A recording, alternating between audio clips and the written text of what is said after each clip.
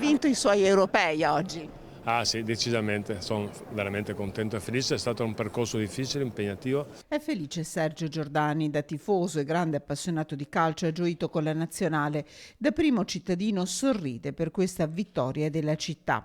Una vittoria di squadra e l'elenco dei ringraziamenti è lunghissimo. Con la sottoscrizione pubblica della permuta nella sede antica dei tribunali della città, il Palazzo della Ragione, tra il primo cittadino ed Edoardo Maggini, direttore dell'Agenzia del Demanio Veneto, si pone fine a un percorso lungo decenni, perseguito con determinazione.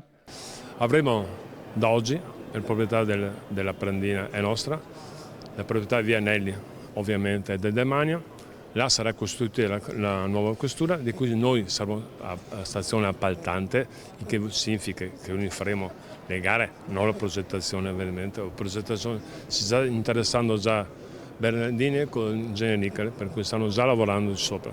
Alla città promette l'impegno, chiesto in modo ufficiale da prefetto e questore, entrambi presenti alla firma, di mantenere all'interno di Palazzo Wollenborg, parte storica dell'attuale questura, la sede del commissariato del centro città.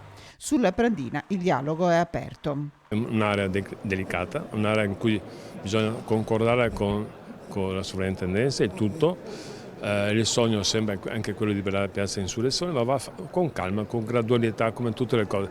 Alla fine bisogna limare tutte le punte, trovare la mediazione, come dico io spesso volentieri, in modo tale che tutti siano contenti. Non può esserci parcheggi, non possono essere solo alberi e via di mezzo, che fa bene a tutti quanti.